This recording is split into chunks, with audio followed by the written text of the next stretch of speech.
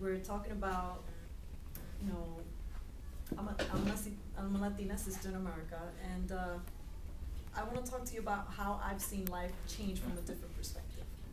And I'm a Puerto Rican woman.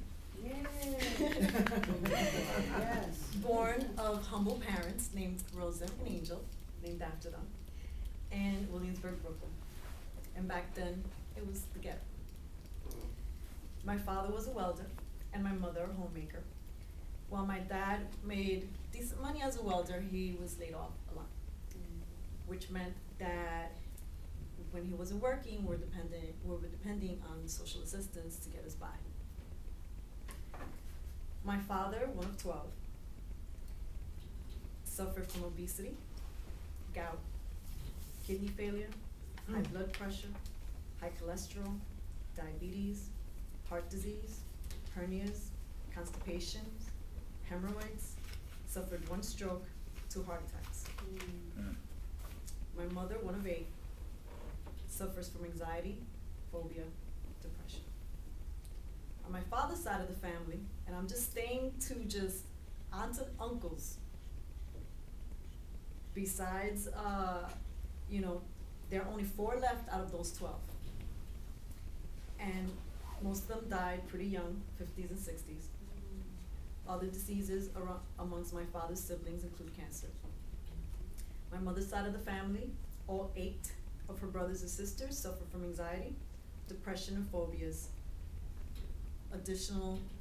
Other mental illnesses are included, and alcoholism is also included in this list. I have been to Beth Israel visiting relatives so many times that I know the hospital like the back of my hand. My own father was in and out of the hospital several times, and even met his last breath at Beth Israel on November 2009. Would you say that I grew up in a healthy environment? No. No. While America is one of the richest nations, we are also one of the unhealthiest. The abbreviation for our diet, Standard American Diet, SAD, encapsulates it pretty well. If you were to list the factors, and this is from Dr. Sear's website, if you were to list the factors that increase the risk of cancer, heart disease, stroke, intestinal disorders, just about any illness, the Standard American Diet has them all. High animal fats, high in unhealthy fats, saturated hydrogenated oils, low in fiber, high in processed foods, low in complex carbohydrates, low in plant-based foods. This is the striking fact, is that cultures that eat the reverse of the Standard American Diet, low in fat, high in complex carbohydrates, which is like plant-based and high in fiber, have a lower incidence of cancer and heart disease. And what's even more sad is that the countries whose populations can afford to eat the healthiest disease-preventing foods do not. Why? Because so many of these countries have adapted our own diet. The United States spends more money on cancer research than any other country in the world. Yet the American diet contributes to the very diseases we are spending money to prevent. Wow. Does this sound like living? No. And as I sit here today speaking in front of all of you, I decided intentionally not to even read off the other statistics by the U.S. Department of Human Resources, because I think that connecting with just the ones that I've already shared with you, those are real statistics. And I'm sure I'm not the only one in this room, and I'm sure that each and every one of you on some level can relate. And the reason I'm here today is not necessarily to scare you with these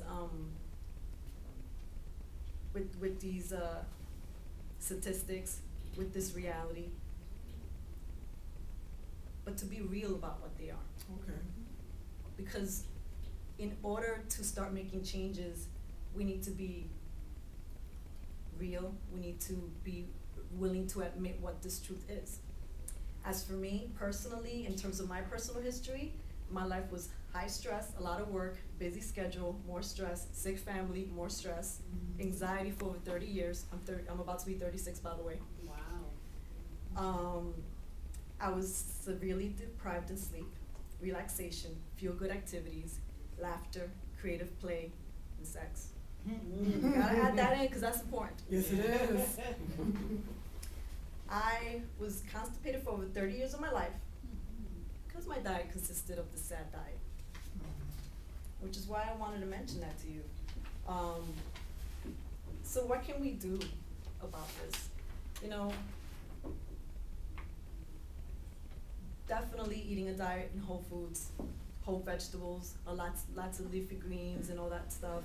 Eating organic whenever possible, drinking lots of water. It's important. But before I get into that a little bit deeper, I want to also mention that our state of mind, our emotional connection to ourselves is also very important. Because I know a lot of people who eat very, very healthy, but don't feel healthy. They feel disconnected with themselves. They feel disconnected with others. And it's important to start noticing your thoughts, your words. Because it's not just the food we eat, it's also the other factors present in our daily lives. Start paying attention to the decisions you make, because the decisions you make day to day affect the diet and lifestyle. So notice your thoughts, your words, for they are powerful beyond measure. What you think about the most affects what you create and attract into your life. Notice your body, your posture. How are you sitting? Do you sit up straight or do you slouch? Do you know that when you slouch, you're allowing less air to the lower parts of your body?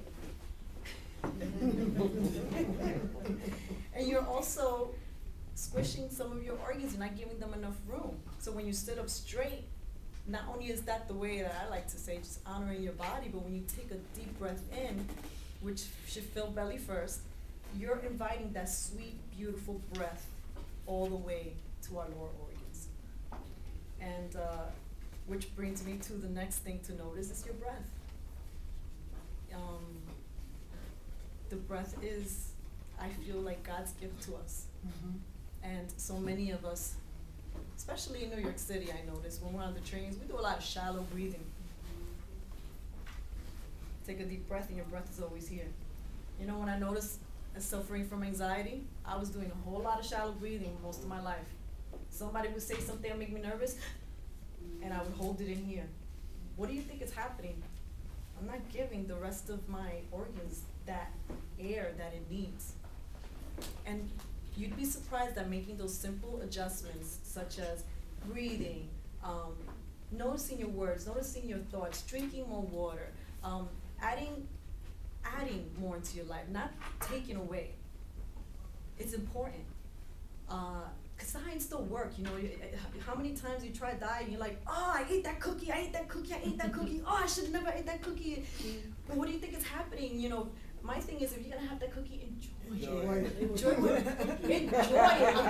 every little bit. Because if you're eating when you're not feeling good, when you're angry, how do you think your body's gonna respond to that? You listen to your body when you're eating and it's upset? No. Your mind is saying, oh, my body's gotta eat, but your body's like, no, it's upset. Like, let's chill here, take a deep breath, and now we can eat. Healthy relationships, a fulfilling career, regular physical activity, and a spiritual awareness are essential forms of nourishment.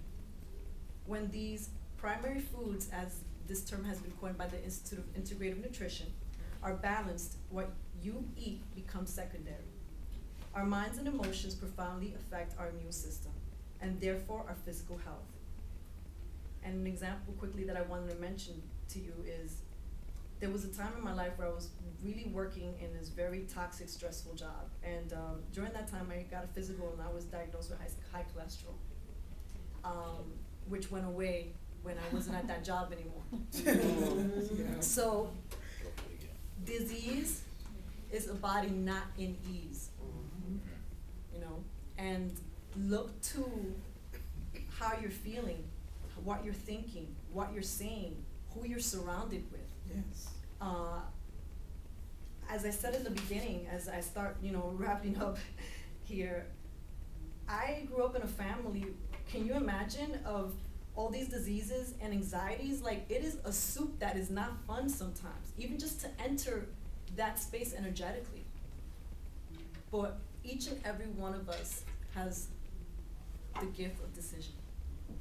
And each decision that you make can bring you closer to one side or the other. So if I drink eight of these a day, then I would have hydrated my body. And most Americans are dehydrated. So little things like adding more greens, drinking more water, noticing your breath, your posture, those things are so important. And I want to leave you with that, because if I inundate you more, you may not remember what I said. But thank you so much for honoring and giving me the space to speak.